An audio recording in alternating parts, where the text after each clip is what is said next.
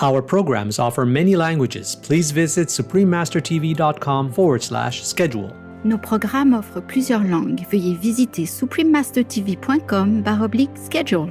Nuestros programas ofrecen varios idiomas. Visiten suprememastertv.com/schedule. Нашите предавания предлагат много езици. Моля вижте suprememastertv.com/schedule.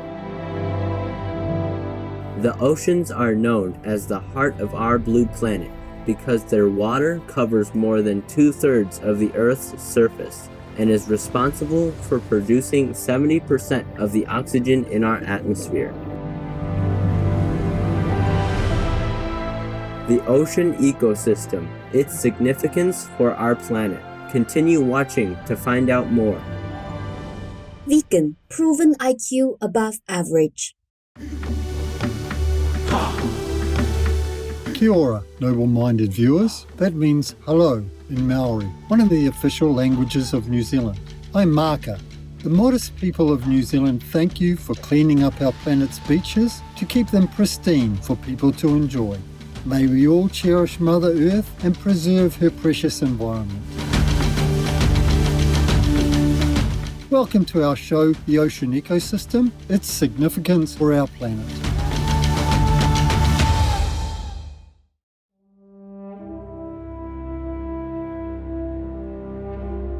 The oceans are known as the heart of our blue planet because their water covers more than 2/3 of the Earth's surface and is responsible for producing 70% of the oxygen in our atmosphere. A close connection exists between climate change and the ocean. The marine ecosystem regulates global climate temperatures and plays a critical role in the carbon cycle.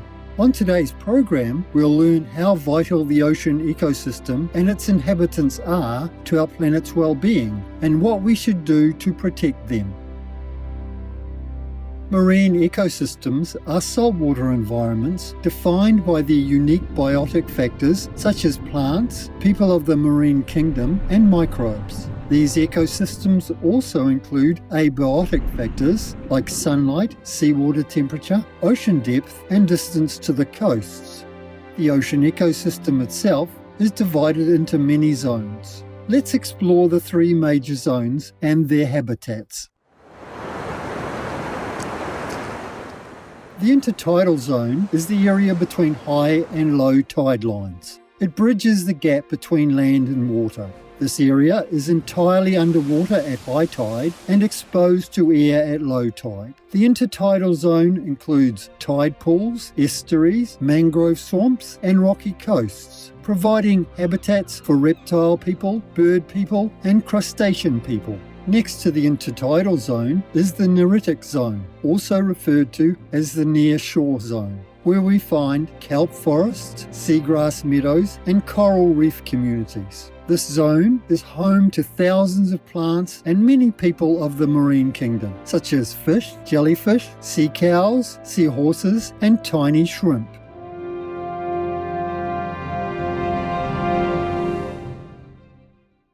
Further out from the land, outside of the neritic zone, is the oceanic zone, also known as the open ocean. This zone is further divided into several subzones. Here the people of the marine kingdom, including fish, sea turtles, and whales, live near the open ocean surface.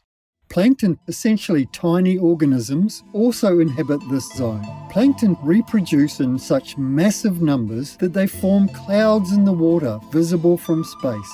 The 2 most prominent types of plankton in the ocean are zooplankton, which are marine people-like organisms, and phytoplankton, which are plant-like organisms. Phytoplankton use photosynthesis to convert carbon dioxide into oxygen and supply up to half of the oxygen we breathe. As we move deeper into the ocean, the light decreases, pressure increases, and the temperature drops. The marine people most commonly found here are fish, mollusks, crustaceans, jellyfish, and squid, living in extreme conditions.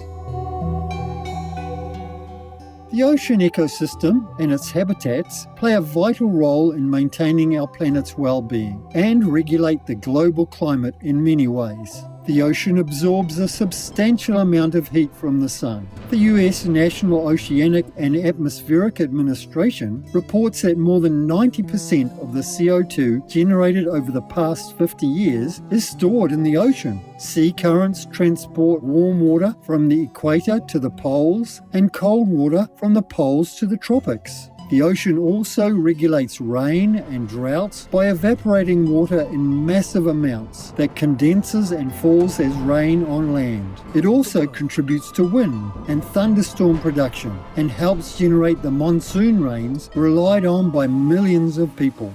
The ocean is also an unlimited renewable energy source. Devices are being developed to capture the energy of tides, currents, and wind waves and convert it into electricity. Ocean plants such as seagrass, phytoplankton, kelp, and algae absorb CO2 and produce oxygen. These plants sink to the ocean floor as they die. Their carbon dissolves in seawater, forming carbonic acid, and is ultimately removed from the marine system and converted to methane, coal, oil, natural gas, and limestone, which humans can use. Coral reef structures serve as natural barriers and reduce 97% of the energy from waves, floods, storms, hurricanes, and tsunamis, thus helping to prevent loss of life, property damage, and erosion. They also help protect mangrove forests and seagrass beds that act as nurseries for the people of the marine kingdom and are a crucial source of oxygen. Vegan leader beyond all borders. Dear viewers, we'll take a moment now to give thanks for the ocean and its inhabitants that help regulate and sustain our planet. We'll be back shortly. Please stay tuned to Supreme Master Television.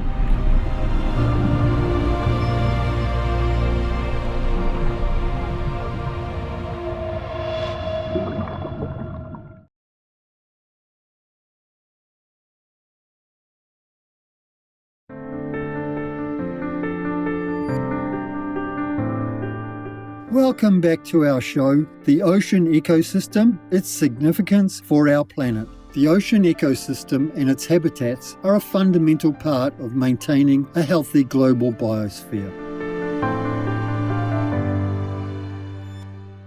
However, they are dying due to global warming, rising sea levels, ocean acidification, and damaging fishing practices. Seawater has absorbed over 500,000 million tonnes of CO2, about half of all that's been generated by human activities since 1800, and has thus significantly reduced the effects of atmospheric climate change. When CO2 is mixed with water, chemical reactions occur that form carbonic acid and lower the pH of the ocean and the saturation states of biologically significant calcium carbonate minerals. This process results in increased seawater acidity over an extended time, which is called ocean acidification. Calcium carbonate minerals are the building blocks of marine organisms, such as coral, shellfish people, and plankton in forming shells and skeletal structures. Ocean acidification, with its increased carbon dioxide levels, makes it difficult for corals to thrive, and oil spills are polluting the oceans as well.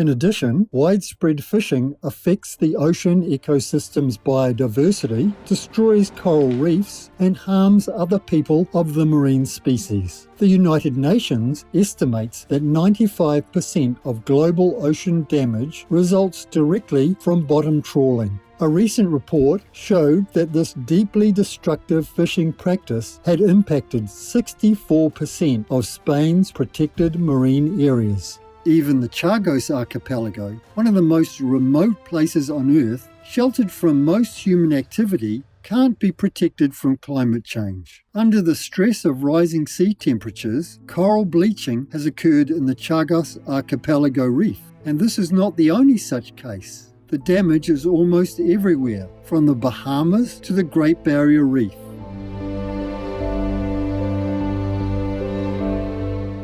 In the last 70 years, the world has lost half of its coral reefs, and 90% are likely to disappear by 2050. Besides ocean acidification and fishing, plastic pollution is another significant threat to the ocean. 14 million tonnes of plastic waste are dumped into the ocean every year, making up 80% of all marine debris. Plastic usage has increased dramatically in the last 50 years and is expected to double again in the next 20 years. At the current rate, the ocean will effectively be dead by the year 2050 because of humanity's destructive impact.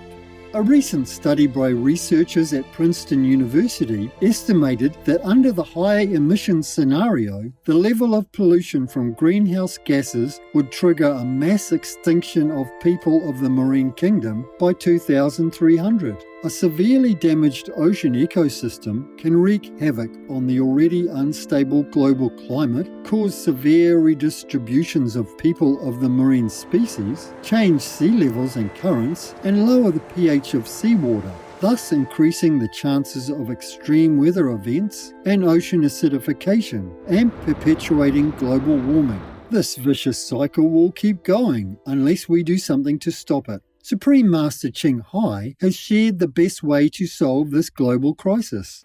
Some of the global warming effects that we hear about are a continued rise in the Earth's atmospheric temperature, warming of the ocean, along with acidification, more frequent and stronger storms, prolonged droughts, and intensified heat waves, soil desertification, plant and animal people extinctions, and even melting of permafrost, which could trigger massive releases of more methane gas.